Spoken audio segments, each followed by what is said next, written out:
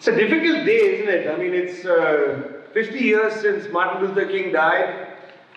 There have been some, I think, important commemorations, but I'm not sure that these commemorations will do justice to his life.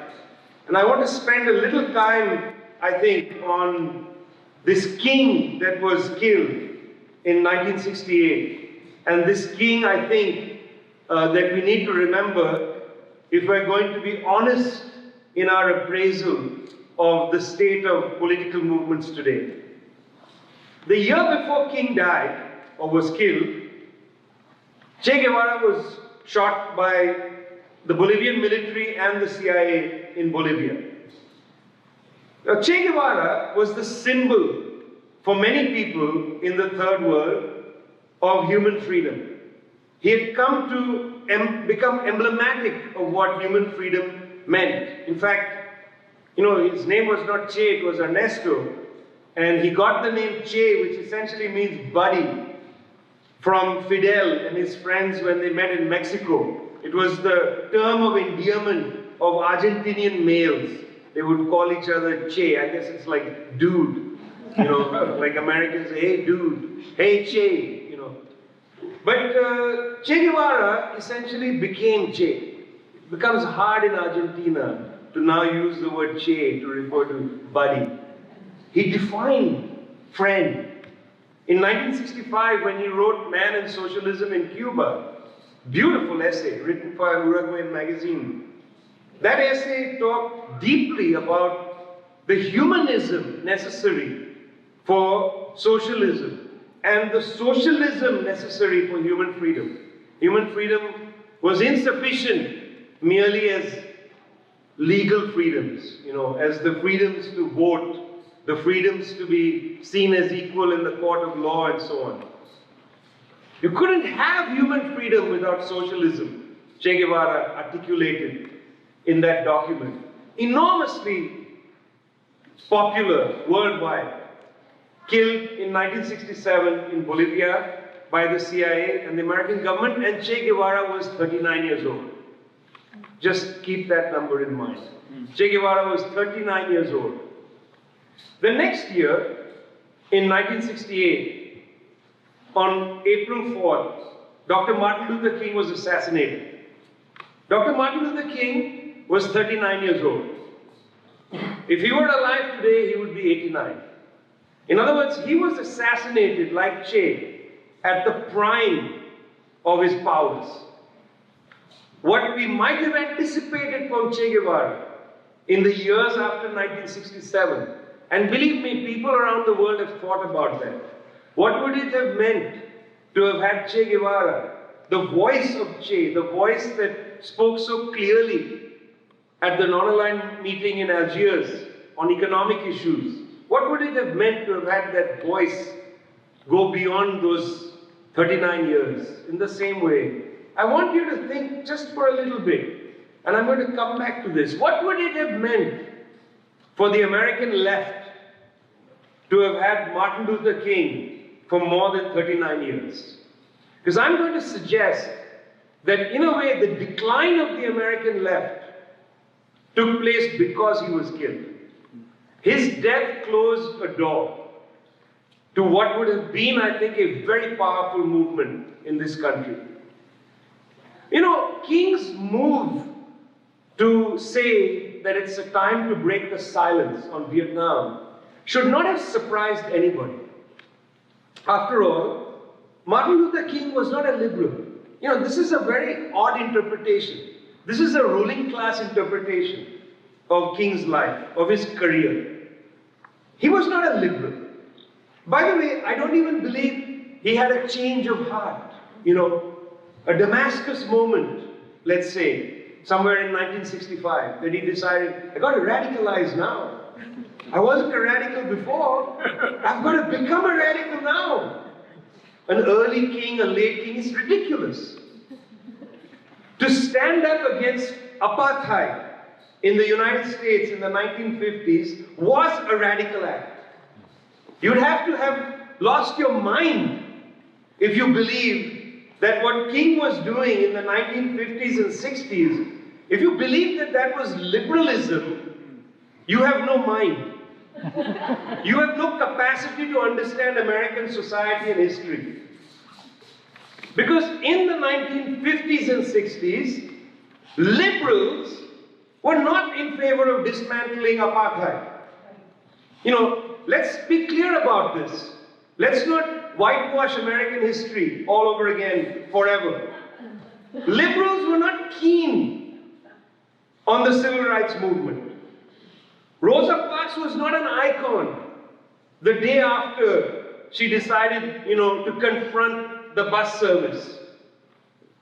It's only after the civil rights movement wins some concessions from the ruling class that they start to adopt these figures.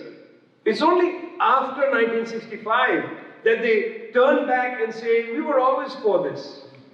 They were never for this. John F. Kennedy wasn't for this. LBJ wasn't for this. They were terrified of what this meant. What they did was a concession to a political movement. These are not good-hearted people who one day woke up and had their Damascus moment, thinking, wow, racism, that's a horrible thing. Guys, I was on with Dennis Bernstein this afternoon or this evening, and Dennis told a story of the 1990s, during the church burnings in the American South. Over 100 churches burnt in the 1990s. Who are the attorney generals in these states? James Ingram, scoundrel. Number 3 to J. Edgar Hoover. And Jefferson Beauregard Sessions. You know who he is, so-called Jeff Sessions. I prefer his whole name. Jefferson Beauregard Sessions. These are people of the Confederacy. They didn't just say, let's give up on apartheid. It had to be taken from them. So that struggle was radical in its time. King believed in human freedom. When those concessions were made in 64, 65, the concessions on Voting Rights Act, guess where that is now? When those concessions were made on the Civil Rights Act, again, where are those now? Who's sitting in the Office of Civil Rights in Washington, D.C. now? Which scoundrel is claiming to uphold the Civil Rights Act? After those concessions, King looks at the concessions from the ruling class on the one side, and he looks at the other side at Watts. Because in 1965, when the ruling class is making their concessions with the Voting Rights Act and the Civil Rights Act, in Watts, Los Angeles is on fire. And it's not just LA, it's not just Watts. King looks around, surveys the landscape of the black poor, of the Chicano poor, even of the white poor, and King recognizes that there is pressure coming from below, because if he doesn't strategically move the movement to address those issues, you're going to have a conflagration in the country which is not going to be productive. And he writes what I think is his most brilliant book, which is called Where Do We Go From Here? It's where King sits and takes stock of the ruling class concessions, and he takes stock of the consciousness from below, and he radicalizes his movement. He then moves to the Poor People's Campaign. He then goes to Memphis for the sanitation workers. But at the same time, King quickly recognizes that you can't move an agenda for a Poor People's Campaign if the impediment of property and war are ahead of you. There's no way to address poverty in America unless you address the question of capitalism. There's no way to address the problem of poverty in America unless you address militarism. You know, I haven't been walking around San Francisco for a long time. Today, walking in San Francisco, it's an obscenity. There are so many homeless people in San Francisco. Yeah. It's a crime. And I don't understand this. This is supposed to be a liberal city. It's supposed to have a liberal governor.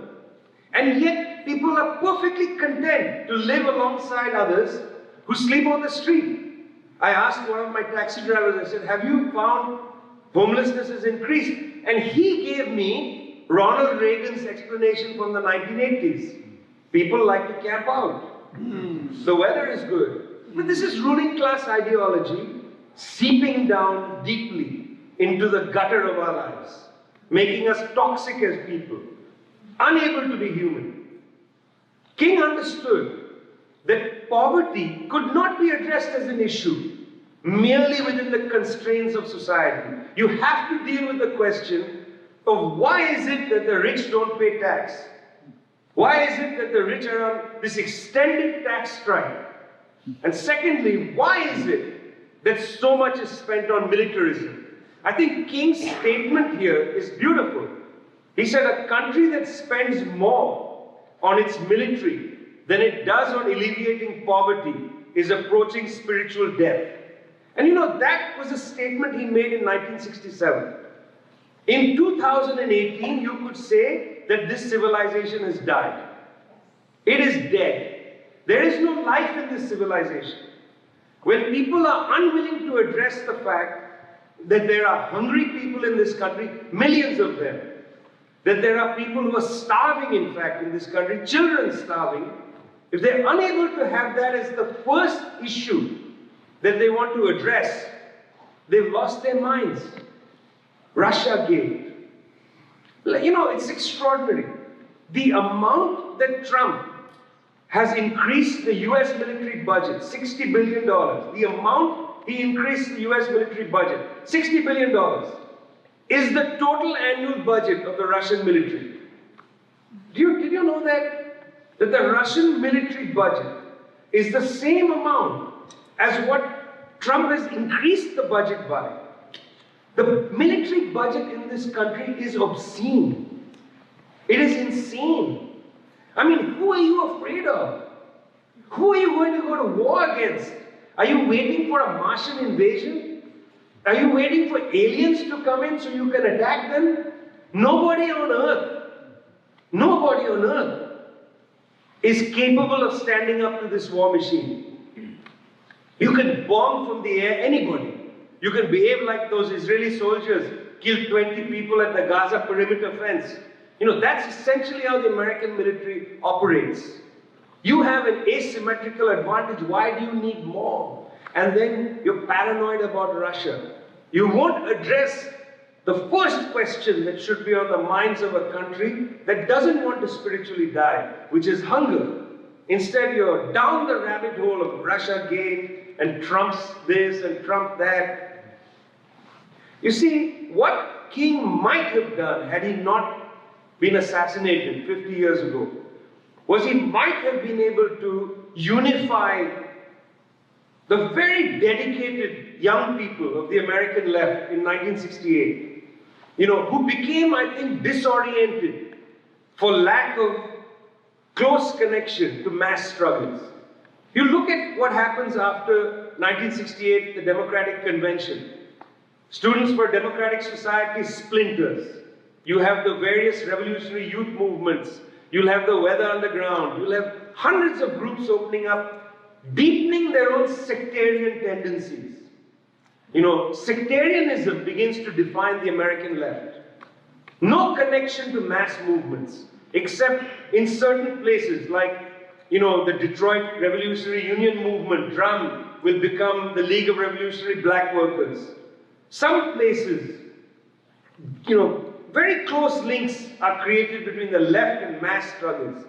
But in general, with the absence of somebody with the kind of capacious consciousness, open consciousness, wide understanding, with the absence of somebody like King, who was providing not only the rhetorical, you know, landscape to reach people, but also he had an understanding when he said we have to confront the triplets of, you know, capitalism, racism, militarism, essentially, you know, imperialism, let's say.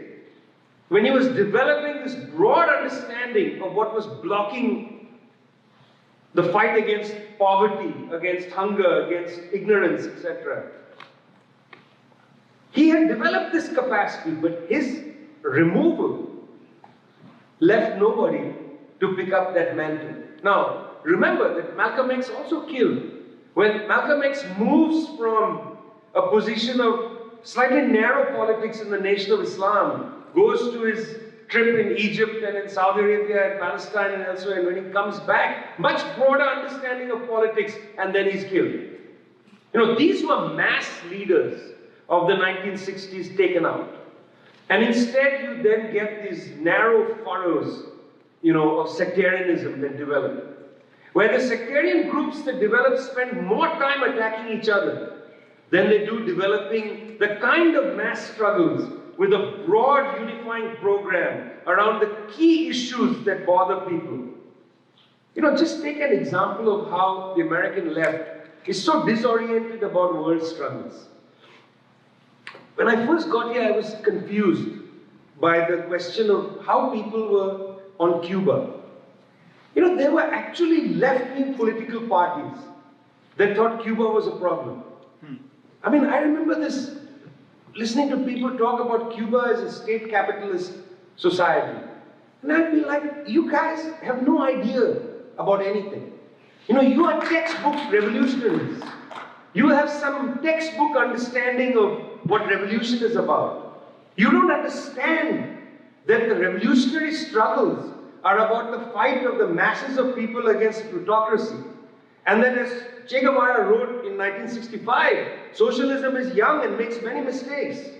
You don't understand that. You don't understand the fundamental issue that it's a line struggle between the plutocracy, mostly based in the imperialist core, and the bulk of the world's people. That's the struggle.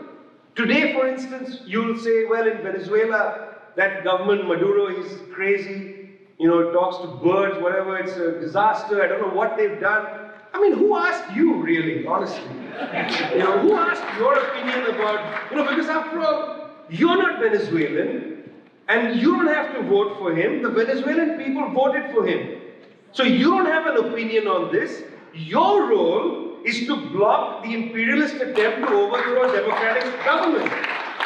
That's the beginning and end of your role. You know, it's extraordinary. Here we are. The other day, last week, in Zambia, in Lusaka, the Socialist Party of Zambia was formed. They had a founding conference. After many years of real, hard, difficult struggle for trade unionists and others in Zambia, the Cuban ambassador came to the launch of the Socialist Party, and he spoke there at this launch.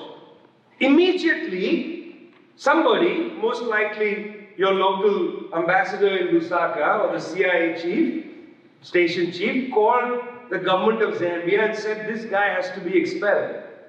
So formally, the Zambian government asked the Cubans to remove the Cuban ambassador, to reassign the Cuban ambassador. Now, let me ask you a question. This hasn't even made the news, by the way. It's not even a bloody news service that we can rely on. It's crazy, you know. I mean, what do you listen to? Rachel Maddow and God knows what other things, you know, yelling and screaming about the Russians coming into your ears and invading the way you think. I mean, really, you think you needed the Russians to interfere in your election as if that's a big... Imagine this, that in Syria, in 2011, US Ambassador Robert Ford goes to demonstrations inside Syria and gives speeches denouncing the government. This is perfectly acceptable. It is acceptable for American ambassadors, American officials, to go to other countries and comment about their domestic relations. It's okay for Victoria Nuland to talk about Ukraine and say, you know, we like this guy, we don't like this guy. I mean, what is this, guys? What kind of country is this? That it's perfectly acceptable. We sit around saying we can't have the Russians interfering in American elections, but Americans can interfere in everybody's election. That's perfectly acceptable. For instance, again, right now in Brazil. I mean, what role are the Americans playing in keeping Lula off the polls from running in October's election? What role will the Americans play in Mexico in the elections this summer, where Lopez Obrador is going to try his third time? By the way, he most likely won in 2006. He's going to try for the third time to be at the presidency. You see, when we think of what's wrong with an anti-war movement, where is it in America, etc., really the question isn't the anti-war movement, it's where is the American left? See, that's the real question. It's not where is the anti-war movement. An anti-war movement is the left. In a society where militarism has saturated culture, it is only the left that can provide an anti-war outlook, an anti-war perspective. Nobody else is capable of providing an anti-war perspective. Where is the left? You know, since these upsurges have happened in the time of Trump, the Women's March and so on, I asked Linda Sarsour, why, Linda, in the Women's March that was held right after the election, why was there not a more robust anti-war position taken? It's a silly question, actually. Maybe a rhetorical question. Why? You know, you've got warmongering as a feature of American politics. You've had this important, very important, demonstration right after Trump's election inauguration. Very important demonstration. But why was it so light on? And she said, well, there was nobody from the anti-war movement at the table. Movement for Black Lives. Immensely important struggle. Critical struggle. But anti-war is not part of the agenda. It's not central to the agenda. All these new movements that we have are at the edges of coming into this critical place for the left, which is the anti-war struggle. I mean, we've got to get it together. That's the thing. This sectarianism has ruined this left in America. I mean, people in the American left spend more time with each other debating Syria than they do about thinking about tactics to confront hunger in this country. I mean, I have had unbelievably boring discussions about why are you this on that, Assad, this, that. I mean, you don't know what you're talking about. You have no idea about anything to do with Syria, but this is what you want to debate. You don't want to actually pivot and have the real discussions, which is on questions of ignorance, questions of hunger, questions of homelessness, which will lead you directly into questions of war, into questions of expenditure, which will lead you directly into wondering, why is it that the inequality gap in America is so immense? Why aren't these corporations investing their money? Why are they, doing arm's length outsourcing? Why does Nike not make a shoe or Apple not make a computer? These are the fundamental questions for people in an American political struggle. Not, let's have a debate about somewhere else. And I'm going to come back to this and end here. It was after the death of King that this kind of sectarian thing had its deepest roots. Imagine, let's say again, that he was not assassinated 50 years ago. Imagine he gets deeply involved in one labor struggle after the next. Imagine that he's able to bring the big coalition, the anti-apartheid coalition inside this country, anti-Jim Crow coalition, to deepen its roots in the labor movement. Imagine what would have happened then when those strikes begin in the 1970s, the strikes, small strike waves. Imagine what municipal socialism might have looked like if you didn't just rely on one or two people getting elected and then having the feet cut under them. Harold Washington being elected in Chicago, and then the feet getting cut from under them as these municipalities see their budgets get desiccated. What would it have meant to have had mass movements around? You don't win something like a Civil Rights Act or a Voting Rights Act and then expect it to stay forever. No wonder it's been withdrawn by the plutocracy. No wonder. And do you know why it's been withdrawn? Because we don't have a movement. We did not have a movement that was able to make the critique of racism at the polls, the black vote controversy, that critique, the black vote controversy, became conspiratorial. Do you know why it becomes conspiratorial? Because it had no mass movement behind it. You'd see small whispers here and there that black voters in Ohio were being sent away from the polls and so on. That's a serious issue. In this last election, why is this so-called Democratic Party, why is it more worried about Russia and not worried at all about the consequences of not having a Civil Rights Act? The fact that black voters in Ohio, in Pennsylvania, in Michigan were not able to vote. That should have been a central issue. It's not. Because we don't have a left. Without a movement, you cannot maintain a struggle. The difference between North America and South America in this period is that in South America, even though most likely Lula will not be able to run, most likely, in Ecuador the government is tilting further rightwards, etc. But in each of these countries, the battle between the masses and the plutocracy is joined. They are in the middle of a struggle. The struggle is not over in South America. In North America, particularly in the United States, there is no struggle. That's the main difference. Is we don't actually have the plutocracy on the back foot. It's almost as if you have to build this movement from scratch, friends. But, there's no substitute for that. There was an old slogan, maybe now 100 years old, which said, the direction we're going in is either you choose socialism or you choose barbarism. I mean, there was a time when I thought that Ronald Reagan was the worst president America could ever have. Then there was a time when I thought George W. Bush was the worst president America could ever have. Now I'm beginning to feel Trump is the worst president America could ever have. See you in 8 years.